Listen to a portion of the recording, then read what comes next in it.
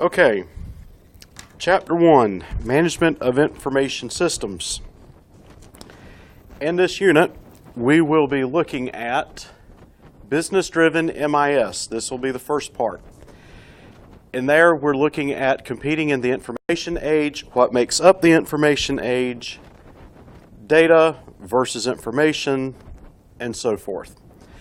The challenge of departmental companies and the MIS solution. So we'll be looking at what is challenging for not only the IT department, but all departments in general, and looking at and encompassing, embracing this notion of management of information systems. The second half is business strategies, identifying competitive advantages, and it's going to sound a whole lot like marketing if you've had any marketing classes. And we'll be looking at Porter's 5 forces model in evaluating industry attractiveness, as well as looking at his 3 generic strategies for choosing a business focus. And we'll conclude with looking at value chain analysis. Now, I do want to preface this with, it is very important that you embrace the textbook and you embrace reading the textbook. That's what's going to help make a difference in your performance. In my traditional courses, I assign an online, they have to purchase an online subscription to McGraw-Hill's Connect, and through there's an assignment that forces them, and it's a grade, I force them to have to read the textbook, and it does make a difference on the exams, the midterm and the final. So make sure you're reading. That's the point on that. So in starting this, the first 2 terms that we have to come to an understanding with in embracing this notion of management information systems is the difference between fact and information. Here, the definition for fact is the confirmation or validation of an event or an object. In other words, you know that it happened. If I walk outside and I am getting wet, it is a fact that it is raining, right? The information age is the present time during which infinite quantities of facts are widely available to anyone who can use a computer. That last little bit there should ring that little bell for the world is flat. And I'll be hitting that throughout this whole entire course. You're going to get tired of hearing it. You're going to get tired of hearing systems thinking, and the world is flat. But there it is in the definition for information age. Moving ahead, you may think only students well-versed in advanced technologies can compete in the information age. That's simply not true. Many business leaders have created exceptional opportunities by coupling the power of the information age with traditional business methods. Amazon's founder, Jeff Bezos, at first saw an opportunity to change the way people purchase books. Using the power of the information age to tailor offerings to each customer and speed the payment process, he, in effect, opened millions of tiny virtual bookstores, each with a vastly larger selection and far cheaper product than traditional bookstores. The success of his original business model led him to expand Amazon to carry many other types of success of his original business model led him to expand Amazon to carry many other types of products. The products, the founders of Netflix and Zappos have done the same thing for videos and shoes. All these entrepreneurs were business professionals, not technology experts. However, they understood enough about the information age to apply it to a particular business, creating innovative companies that now lead the entire industry. So in other words, all three of these companies never started out saying, we want to be a technology company. We want to focus on technology. However, they used the facts, they used the data, they used the information that was around them, and they used the technology that is now made available through the world being flat. And in doing so, Amazon was able to now expand beyond the borders of just offering books. They offer products, and they now offer online streaming to videos. Netflix. Netflix was the undoing of Blockbuster. Some of you may remember having to go to the video rental store to rent a VHS, or if you're old enough, a beta videotape, take home the movie, watch it, and return it the next day. Well, Netflix comes along, and their first rendition of using technology and using something a little bit different. They said, their first rendition was, we will allow consumers, our customers, to select what movies they want, and as long as they are willing to wait for it to come in the mail, we will ship it to them, they watch it, they return it. No late fees. That was the selling point. Watch Netflix movies, rent them, there's no late fees to it. So they took it a step further as the world became more flat, and it was now available where they could upload, they could stream, they could download, all those little flatteners. They made it to where now their consumers can subscribe to their service, and you can now stream it online. And as that became more prevalent, what decreased was the availability of the blockbusters. You can hardly ever find, if there's any in existence, a Blockbuster's movie rental to go rent a movie from the movie store. So technology has allowed many industries to be able to revamp themselves. Even most recent, you now have this ride sharing that's becoming popular with Uber. And there's like 2 or 3 other variations of Uber where you don't have to use the cab company. You don't have to have a taxi license to be able to become a part-time taxi driver, or to even take advantage of that. You just have to have your cell phone. You just have to have the vehicle. So technology has allowed industries to embrace different ways of doing things and re-innovate how business is conducted.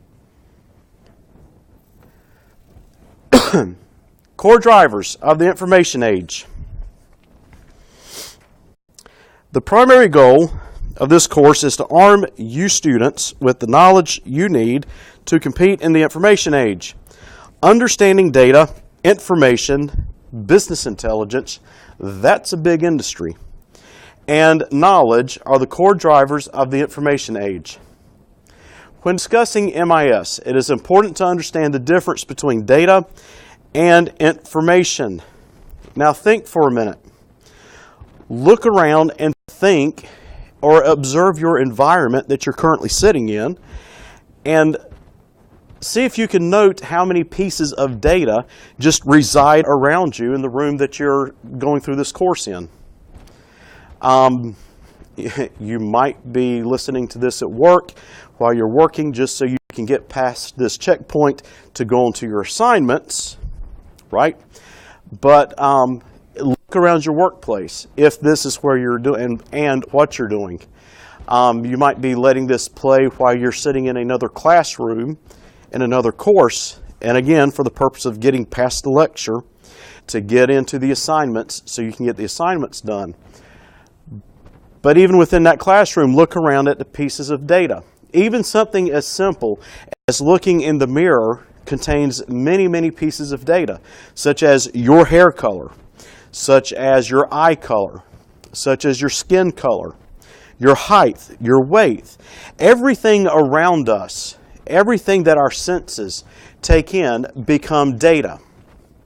Now, as we try to do something with that data, some of it we might be looking at things, and while that is data coming into our perceptions, we might just dismiss it because it's irrelevant to what we're doing at the time. But as we need to do something with the data we're looking at, then it becomes information.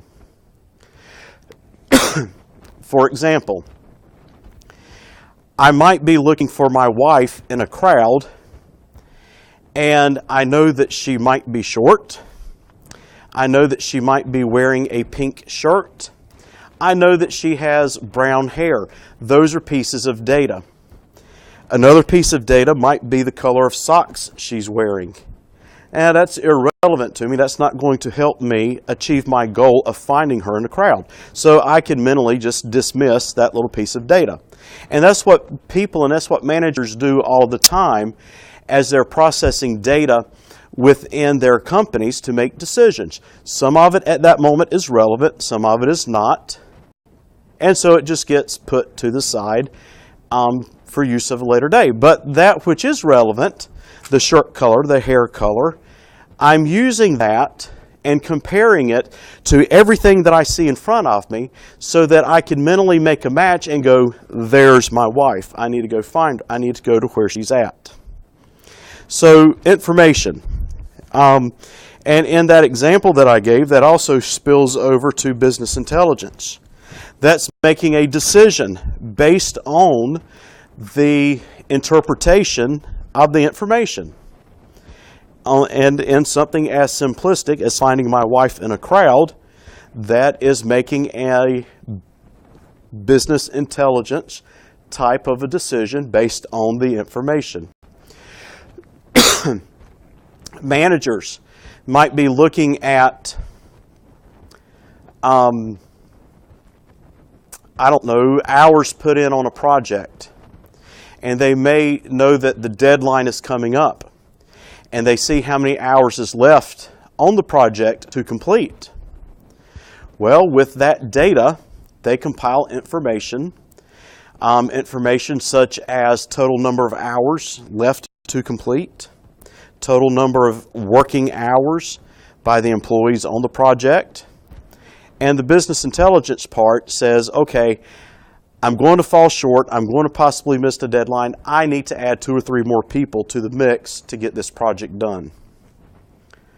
And then that brings us to the last piece here, knowledge. And in making that business intelligence decision, I also have the knowledge of knowing whether or not I have 2 or 3 other people to add to it. I may not have that. I may have to go outside of my company or outside of my department to obtain those resources. It just depends on how important that deadline is. So all of those become core drivers within the information age, and one builds upon the other, and it all feeds back into being able to make decisions. And it all originates back from the management of information systems within organizations. Now, looking at data a little bit closer, here's a spreadsheet, well, a snippet of a spreadsheet. Hopefully you are familiar with Excel. You're not going to have to use it, but a working knowledge of it does help. In looking at this, all of this collectively is data. It's raw facts that describe the characteristics of an event or object. Well, the event or object here are sales. The customers are retailers like Walmart, Safeway, 7-Eleven. We have sales representative, the products that have been purchased by the customer, the quantity, the unit price, unit cost, total cost, and the profit. So it's looks like a sales analysis type data, or data that would be used in sales analysis, I should say. So looking at this, the columns like the order date, the customer, the sales representative, they become known as fields. Fields are individual units that make up a record. Here, a record is equivalent to a row across. Record is all of the pieces of data that relate to one another, such as January 4th, Walmart, PG Helgoth, Doritos, 41, $24, $984, $18, $738, and $246. All of those relate to each other, so all of those are in a row. The columns are fields, fields make up rows, rows make up a database. Now, all of that data is great, but it doesn't mean anything and it doesn't become information, which is data converted into a meaningful and useful context, until we start asking questions about it.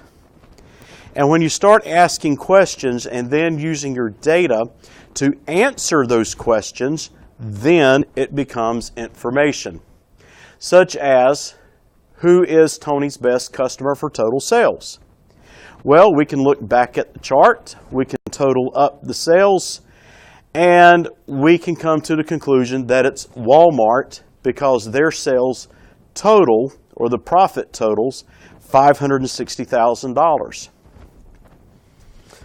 You can go down, keep going down the list with these, and as you start answering each of those questions, then you're gleaming information from that.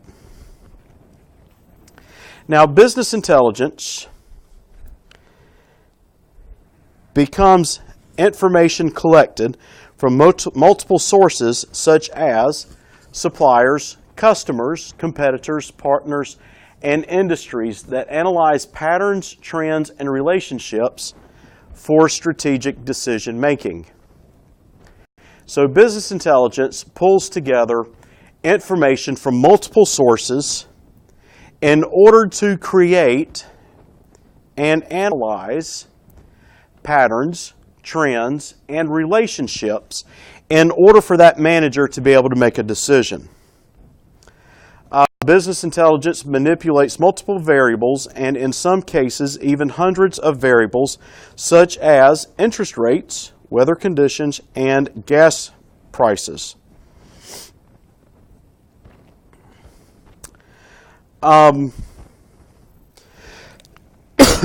Knowledge. Knowledge here is defined as skills, experience, and expertise coupled with information and intelligence that create a person's intellectual resources. The knowledge worker is the individual valued for their ability to interpret and analyze information.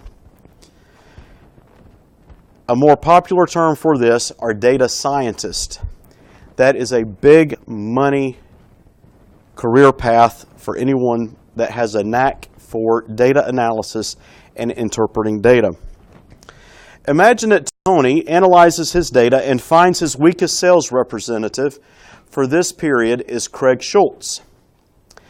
If Tony considered only this information, he might conclude that firing Craig was a good business decision.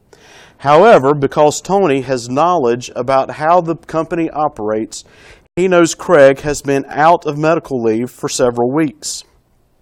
Hence, his sales numbers are low.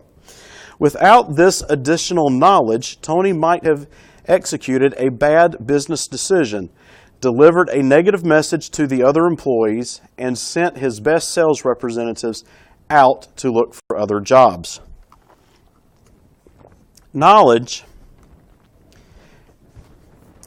should be the bridging gap between business intelligence, whatever analysis work, trends, whatever you have identified from business intelligence. Knowledge should be the bridging gap between that and the ultimate decision that's made. And in the example that I just gave regarding Tony and Craig, Tony could have put himself in a real pickle as I described in that scenario, because if he didn't use his knowledge of why the sales were low for that particular period, he would have disrupted his whole sales force and ultimately could have caused himself his business. When you have a disruption in your sales force, no matter how small or how big it is, it takes a long time to recover from that and for any business to recoup. A lot of factors come into play. So you need to use knowledge. You need to look at, okay, what do I know about a given situation in order to get past that decision? The key point in this scenario is that it is simply impossible to collect all the information about every situation. And yet, without that, it can be easy to misunderstand a problem. Using data, information, and business intelligence and knowledge to make decisions and solve information age problems is the key to finding success in business. The core drivers of the information age are the building blocks of business systems. Now, the challenge for MIS. Now keep in mind, MIS is not a department. It is the approach to how knowledge and technology, or how data and technology are married together in order to move the business forward or the organization forward. So, historically, pre-information age, companies were very departmentalized. They were fragmented. If I needed something from the sales department, I would have to go to sales to get that information. If I needed information from marketing or data from marketing, I would have to go to the marketing department to get that. The two, which seemed like the two that should go hand in hand, did not, because there's no connecting piece there. There was nothing that put them all together. The same for finance and human resources. Those connections just did not exist before this MIS mentality became prevalent. Now the MIS solution says, okay, let's bring a piece here in the middle called business decisions. Let's bring everybody together and let's start pulling our resources a little bit more, knocking down those walls. Let's flatten the world within the organization. And let's try to find ways that we can share information and share data, because we can all benefit through different levels of data and different types of data from each other. Operations would benefit with human resource management and vice versa, because if the operations manager keeps hollering, I need more staff, I don't have enough to meet production, I'm always short, but yet he's missing the piece where human resources is receiving 5 or 6 call-outs per shift, then there was that disconnect. But when the two can start sharing that information, then the operations manager says, okay, who's the 5 or 6 that keep calling out? Well, let's fire them and get someone else in, and then everything goes a lot smoother. So you're making better decisions instead of spending more money to create a solution that'll never happen. As we keep going through this, I would hope at this point that you know the differences between goods and services. But regardless, I'll cover it just to say that we're all on the same playing field. A good is any material, item, or product that customers will buy to satisfy a want or a need, such as a car, groceries, clothing, video games, whatever. It's tangible. Services, on the other hand, are intangible. These are tasks performed by people that customers will buy to satisfy a want or a need, such as teaching, waiting tables, cutting hair. None of that stuff is really tangible. You can't touch and feel and take it home with you, but it's there and it's consumed. Make sure that you're familiar with this MIS solution and the process. Now, the process here was broken down fairly simple, and it's using the construction of a hamburger. I hope you're not hungry, because this slide just might make you a little bit hungry. The input in making a hamburger is lettuce, tomatoes, the bread, the patty, the bun, the ketchup. The process is cooking the patty, put the ingredients together, and when that is complete, it's called a hamburger, ready for consumption. Productivity is the rate at which goods and services are produced upon total output and given total inputs. So for here, the productivity would be how much Fred there in the middle on the grill, how many hamburgers he can make based on how much lettuce, how many tomatoes, how many pounds of beef, how many hamburger buns, and how much ketchup he has. And it's also, his productivity is measured by how quickly he can produce it to create the final output. Now, as we start thinking about the input, processes, and output, it comes into this notion of systems thinking. Now, systems thinking is a way of monitoring the entire system by viewing multiple inputs being processed or transformed to produce outputs while continuously gathering feedback on each part. That feedback there at the bottom is what makes the whole process systems thinking, because the feedback is saying, okay, what are my inputs? What's the quality of the raw material? How much raw materials do I have on hand? Am I going to run out to where the process is going to have to come to a halt? Is the process running effectively? Do I have enough manpower producing and working in the process to produce the output? In output, what's my quality like? What's the quality of the product? Is it coming out right? Are the items being sold? So at each of those stages, there's a whole series of questions and data that can be collected, and as it's collected and interpreted and analyzed, it's in the form of feedback. And the feedback is concerned about every stage of the process: the input, the process, and the output.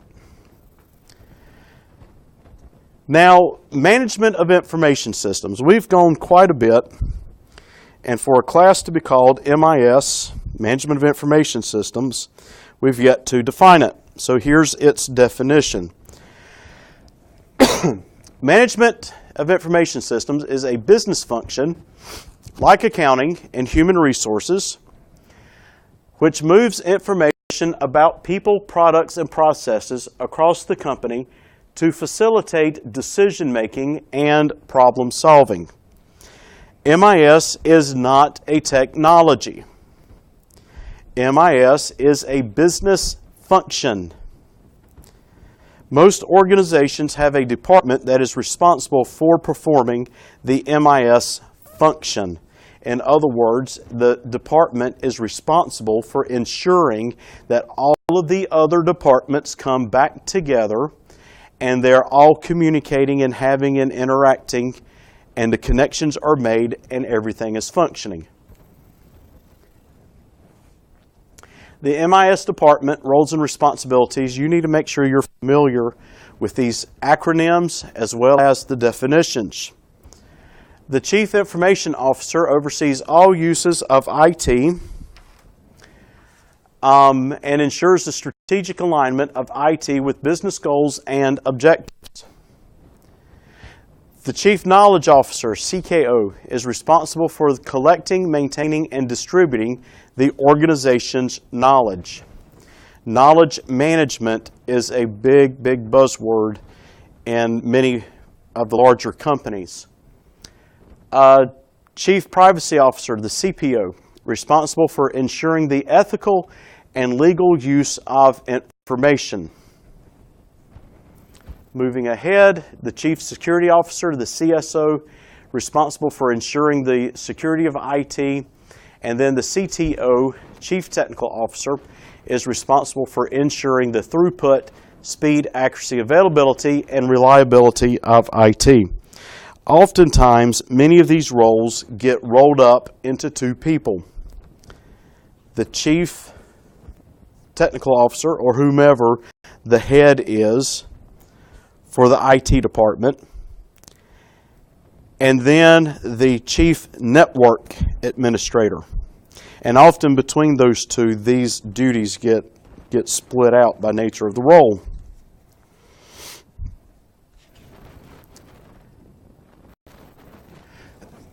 Here we have a few examples of the roles within the department. While many companies may not have a different individual for each of these positions, like I was saying, they must have top managers who take responsibility for all of these areas. And here is an example of that. Again, just reemphasizing the roles and responsibilities of each of those. Now this brings us to section 1.2, business strategy.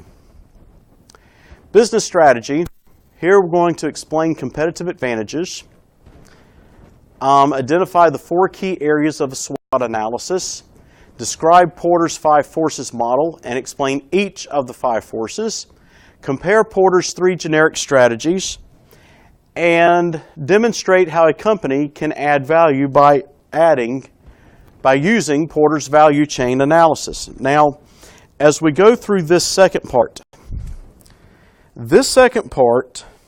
is where you need to pay special attention to and start thinking about one of your assignments that you might have seen labeled Chapter 1 Entrepreneurial Challenge.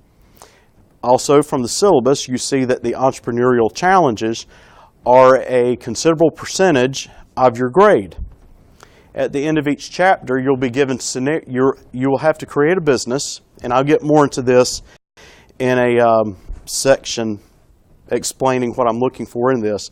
But in a nutshell, you're going to create a business, and then each chapter you're going to apply those topics in the chapter in establishing your business from an MIS standpoint.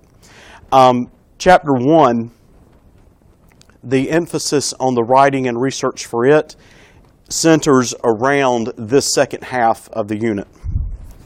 That's the point that I was trying to make. All right.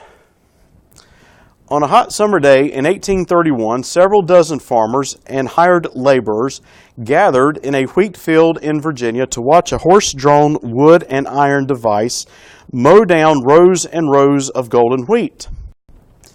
On this day, 22-year-old Cyrus McCormick demonstrated the reaper that his father invented and changed history as the mechanization of farming began. Soon, the process of industrialization began. Sounds like the world is being flattened. Man, can't get away from that. Which turned the nation's economy into a world's most productive workforce. If only they had software to manage the workflow. As a historian, William Hutchinson noted, of all the inventions during the first half of the 19th century which revolutionized agriculture, the reaper was probably the most important. Interestingly, the McCormicks were not the only individuals to build and develop a reaper. In fact, many other companies and individuals developed similar technology. However, Cyrus McCormick invented the business of making reapers and selling them to the farmers of America and foreign countries. His real genius was in the area of gaining and protecting patents for his technology. McCormick turned the reaper into a commercially viable product and introduced many new business practices, including free trials, money-back guarantees, and installment payment plans. How ingenious was that? So how did he do this? And that's what we'll talk about, some of the theories behind how he did it. A business strategy, here they define as a leadership plan that achieves a specific set of goals or objectives, such as developing new products or services, entering new markets, increasing customer loyalty, attracting new customers, and increasing sales. Now, the competitive advantage is a product or service that an organization's customers place a greater value. Hang on, let me start that over. I'm sorry. Competitive advantage is a product or service that an organization's customers place a greater value on than similar offerings from a competitor. First mover advantage occurs when an organization can significantly impact its market share by being first to market with a competitive advantage. Competitive advantages are important for an organization. It is even more important to understand that competitive advantages are typically temporary, since competitors are quick to copy competitive advantages. United was the first airline to offer a competitive advantage with its frequent flyer miles. This first mover advantage was temporary. Sony had a competitive advantage with its portable stereo system. Again, the first mover advantage was temporary. Microsoft had a competitive advantage with its unique Windows operating system. It's questionable if they still have the advantage today. Perhaps primarily due to its first mover advantage, since it's difficult to switch operating systems and users face interoperability if they are using different operating systems at the same time. Now, moving ahead, identifying competitive advantages. We have partners and suppliers. There you have reliable contracts, ethical material handling, and responsible production. Shareholders and investors. Identifying competitive advantages for them include maximizing products, grow market share, and high return on investments. For the community, professional associations, ethical recycling, increase employment. Now, for the community, under ethical recycling, that talks about the social responsibility, and we have a chapter on a company's social responsibility for the community. Employees, fair compensation, job security, ethical conduct and treatment. Your customers' competitive advantage are exceptional customer service, high quality products, and ethical dealing. Government, adhere to regulations and laws, increase employment, and ethical taxation reporting. Notice how in all of these, that word ethics keeps coming back and coming around.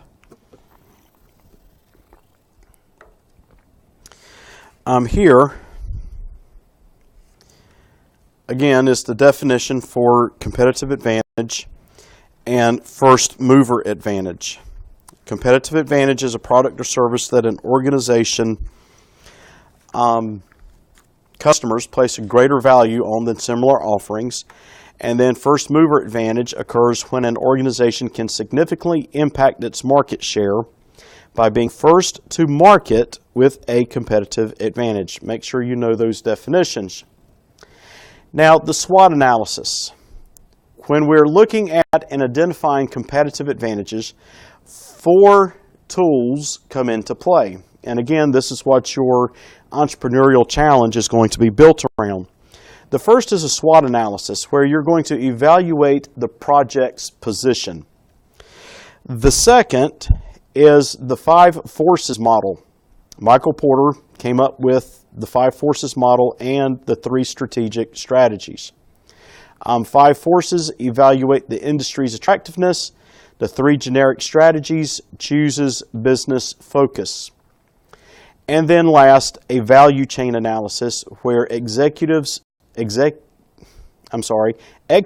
business strategy. The value chain executes business strategy. A SWOT analysis is used, like I said, to evaluate a project position. I was just reviewing my notes to see if I had left off something, and I did not. So a SWOT analysis. SWOT, strength, weakness, opportunity, and threat. SWOT.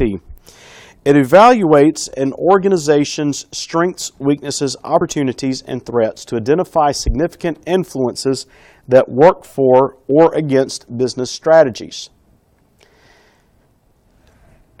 Make sure you pay attention to how they have these divided out.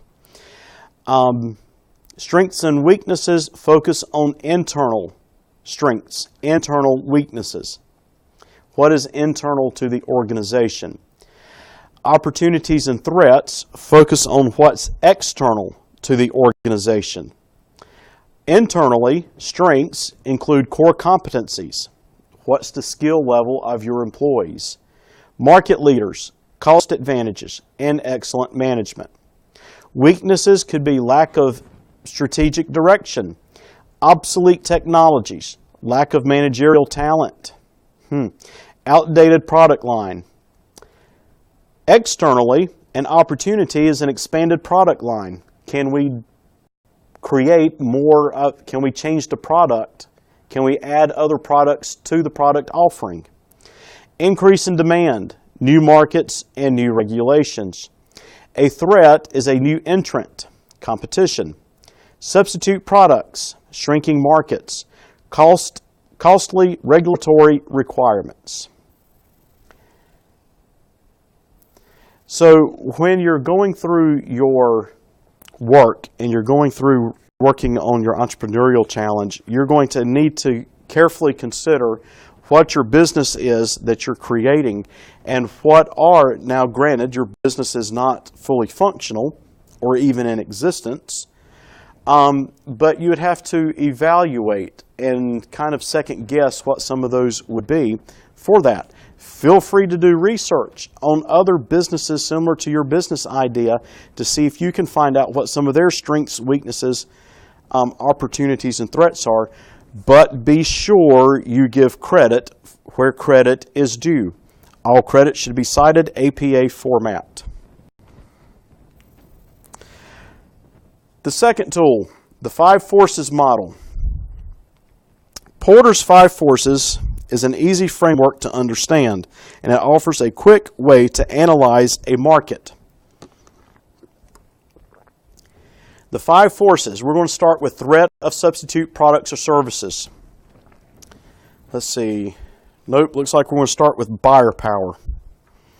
The buyer power, force number 1 from Michael Porter, is the ability of a buyer to affect the price of an item. 2 things come into play for buyer power. You have switching cost, which manipulates costs that make customers reluctant to switch to another product, and loyalty programs rewards customers based on the amount of business they do with a particular organization. Buyer power can also be called customer power.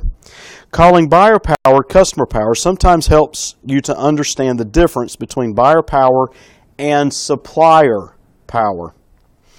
You need to make sure that you get those 2 straight.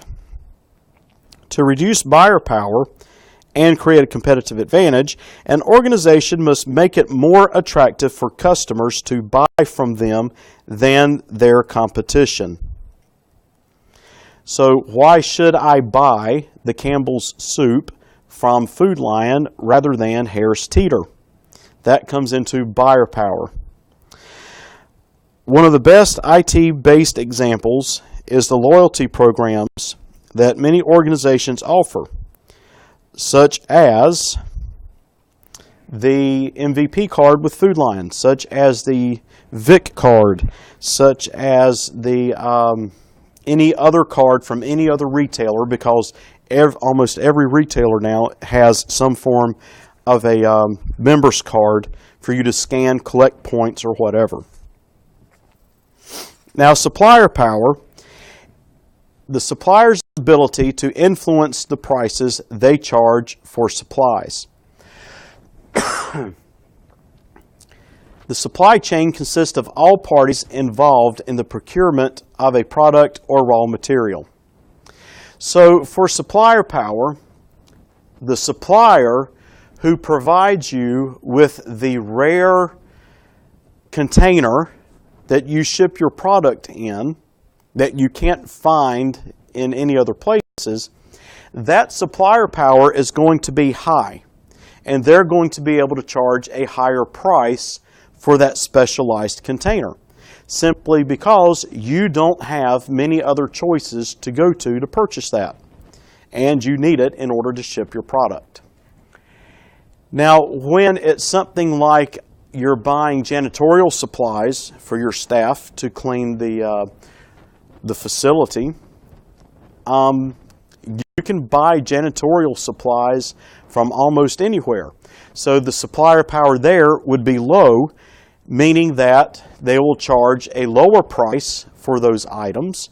You know, they're still going to make a profit, but the prices will be lower than what it would be if it were customized. So make sure you have an understanding between what drives up a supplier cost, what forces it down, and what gives the supplier power, and what shifts the power back to you, the buyer, or vice versa, depending on what your business scenario is. Sometimes you'll be the buyer, sometimes you'll be the supplier. The third, the threat of substitute products or services. It's high when there are many alternatives to a product or service, and low when there's few alternatives. I can go to a major city, and on every other street corner, I'll run into a Starbucks. However, what I may not run into is a barbecue joint every other block. There might be only one in that town.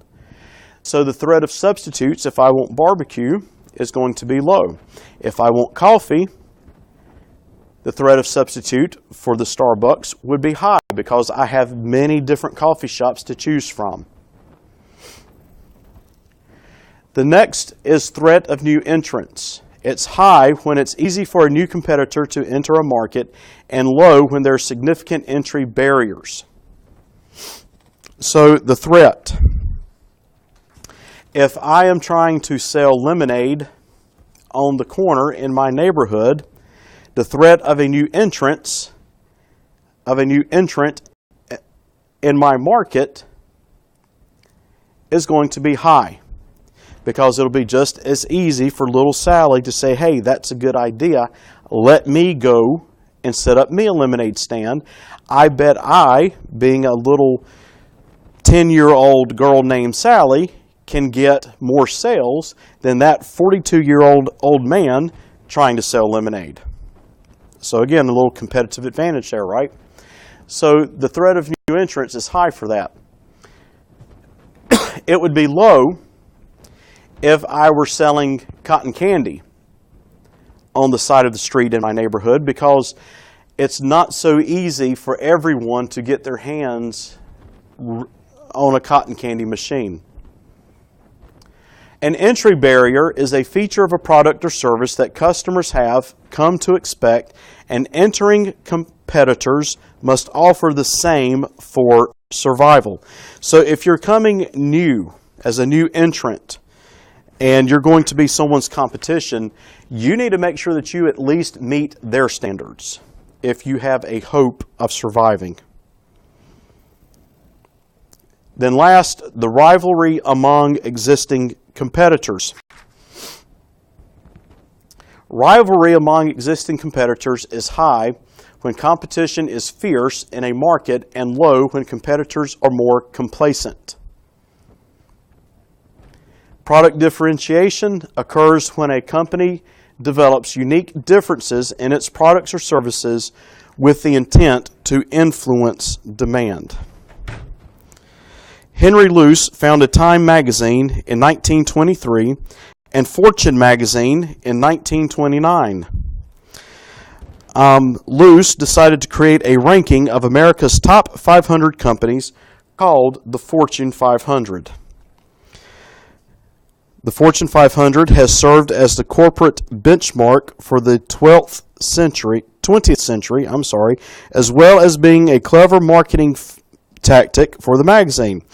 The Fortune 500 remains a powerful barometer of who's up and down in the corporate world. It's also a brilliant marketing tool since every single time its name is mentioned, so is the name of the magazine. However, being ranked on the Fortune 500 does not guarantee that the organization will achieve future success, and its measures of current achievement can also be limited and a bit confusing.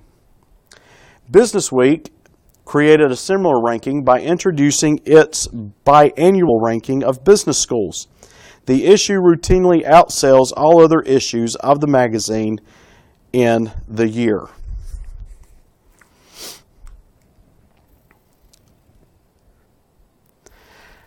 Now, this brings us to the next tool, which is the generic strategies of choosing a business focus. So you've come up with your business idea, you've performed the SWOT analysis, you've looked at your strengths, you've looked at your weaknesses, your opportunities, your threats. You've looked at the 5 forces models and you've identified the pieces in play for that, and you feel confident that you're ready to go to the next step, which is, what kind of a business focus am I going to have? Now we'll look and explain it off of this slide where we have some examples to look at. You're going to define your focus based on a cost strategy and then a competitive scope. The cost strategy: is your product going to be a high cost or a low cost? Competitive scope: is it going to be a broad market, or am I going to narrow my marketing and my target market to have a narrow focus? For example, here they give Walmart. Walmart is low cost and a broad market. It looks to hit as many people with its target marketing as possible, with as low cost as possible. Neiman Marcus, on the other hand, looks still to hit as many people as possible, but their prices are going to be higher. They're going to offer a higher quality of a product than what Walmart would offer. Now, looking at the narrow market competitive scope, you have Payless Shoes, which is looking at a market of only individuals looking to purchase shoes. And then you have Tiffany & Company, which would be the high cost. And again, it's a narrow market. They have a very specific market base that they're looking to attract for their clientele. Last, we come up to a value chain analysis. Value chain analysis looks at the business process, which is a standardized set of activities that accomplish a specific task, such as processing a customer's order. The value chain views an organization as a series of processes, each of which adds value to the product or service for each customer. Value chain groups within a company separate the company's activities into categories, such as primary value activities and support value activities. To create a competitive advantage, the value chain must enable the organization to provide unique value to its customers. Examining the organization as a value chain determines which activities add value for customers. The organization can then focus specifically on those activities. Now, that first category the primary value activities include things such as inbound logistics, operations, outbound logistics, marketing and sales, and then service. Those are the primary focus of any organization in order to be competitive and make a profit. The support activities, the secondary, the firm's infrastructure. They include the company format or departmental structures. How is the company set up departmental-wise? Human resource management provides employee training, hiring, and compensation. Technology development applies MIS to processes to add value.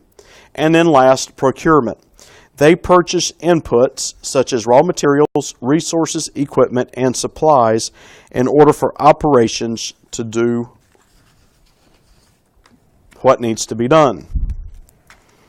Looking at this graphically, yep, that's the one I want. Here, they divide the chart up into the primary and secondary and support value activities, and they all come together to merge at the point of adding value back for the client.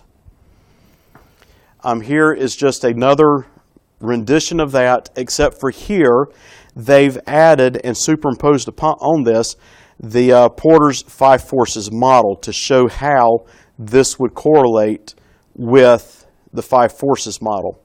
So you can do something like that as well. That concludes Chapter 1. Again, this second half lays the foundation for you being able to do a lot of that entrepreneurial challenge. So good luck on that.